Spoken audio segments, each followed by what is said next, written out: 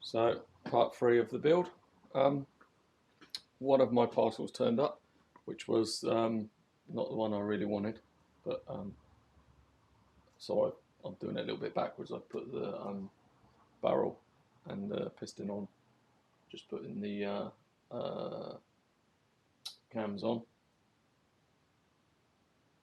So the other side isn't done yet, as you can see there. So I'm still waiting for the parts. But so part 3. This is me doing this. I'm just doing the valve shims. I'm just checking that they the valves were seated properly and the gaps were correct. They weren't. They were slightly out, so I've ordered new bits and pieces. I've already had it off a few times.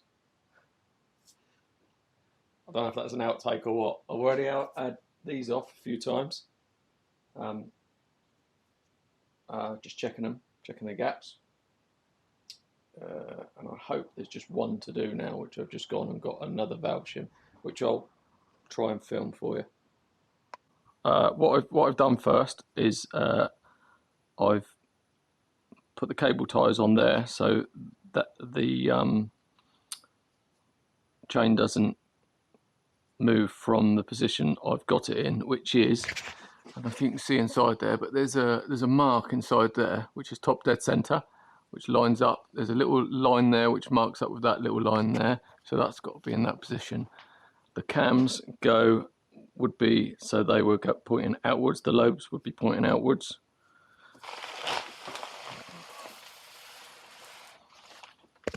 And the position on the sprockets is, so you've got a parallel line there and a parallel line there in line with this.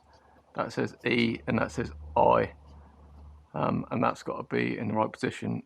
It's lucky because when I was mucking around with the valve shims, I did notice I was out by one tooth, so it's only slightly, but I didn't notice it until I put the cam chain tensioner on, which moved it over a bit. So it's lucky the shims were wrong, because I would have been one tooth out, which is easily done because the teeth are really small on this chain. Right, I'm going to take these off. Just this one side I think is out at the moment. So what I've done, I don't know if you can see that, but I've got that's the chain with the sprockets, and that represents the same on here. So when I take the bolts out, they go in exactly the same holes.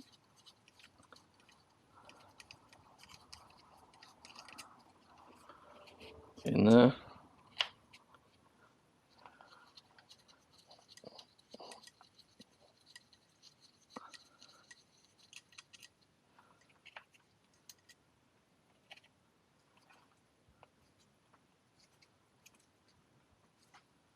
Sometimes it's a bit stiff to get out. Make sure I don't lose those. Put that in the right position. I don't know if you can see, but they've got to go on a certain way. There's an arrow that points that way, and the same on this. I won't try and lever that out. Hopefully I'll be able to just pull the whole thing off. Now this is a cam chain tensioner. You've got to wind that all the way in. Take the slack off the chain, which if I let go, look, see that? I wind it all the way in. I should be able to just wiggle that around. There you go, and lift that and leave that over there. Unwind the cam chain tensioner. Now I've got to get this bucket off. I don't know if you've ever seen this before, but this is like just a magnet on the end of a like an aerial. But so you take the bucket off like that.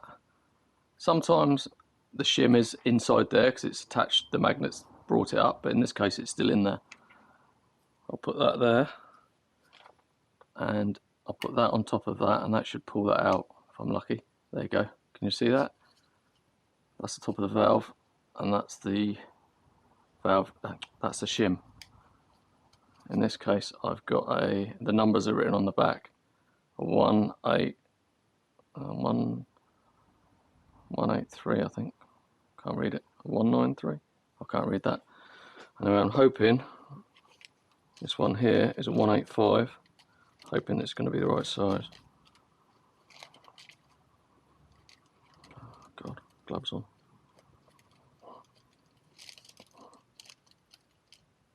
My God.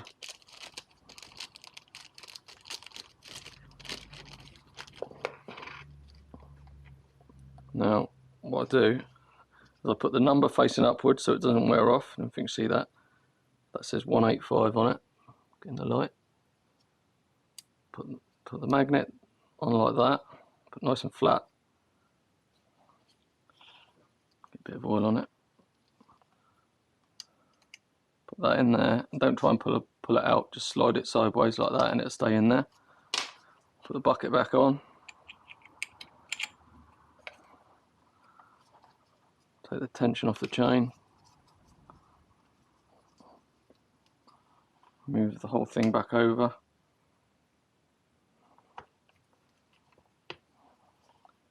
Put that back in place. Make sure that's the right way. And I can let go. And do that back up. Don't do it tight. Wait until you're finished before you torque it all down.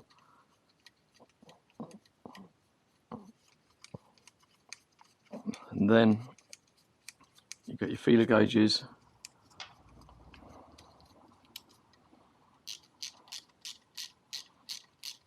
Literally just hardly tighten this at all.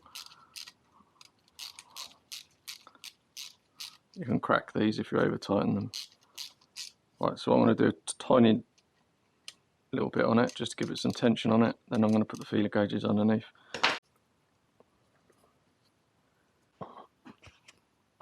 Right, so just check the valve clearances. All good. All the shims have been changed. Now, just a case of putting the top back on and waiting for the postman to come so I can finish the other side. Feeling very annoyed at the moment. Pissed off. Anyone recognise one of these?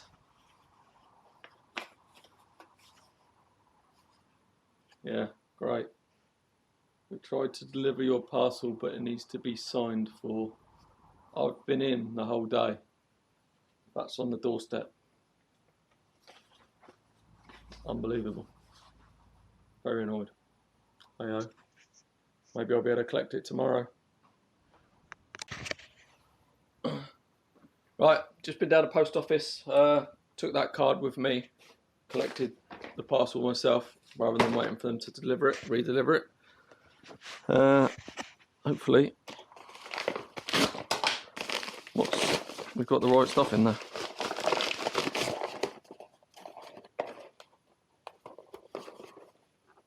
Thanks to ttr250.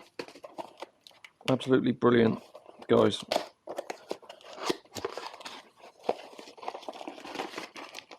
Right.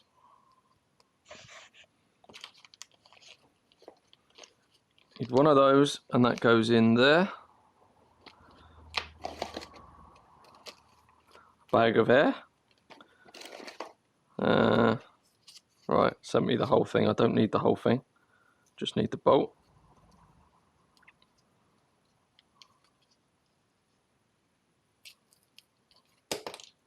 See, they've got. So I've now got a spare spring I don't need, and a changer I don't need. But anyone wants one and a spring, let me know. You can have it. And while I was there, I got 2 exhaust bolts, which I am tempted to change because they're a bit rusty. But they're going to be an absolute nightmare to get out if I try to get them out. So I'm debating that at the moment. Right, okay, I'm going to put that in the freezer for half an hour. And then I'm going to heat that up and hopefully bang that in. And I'm going to get this changed. That goes in there.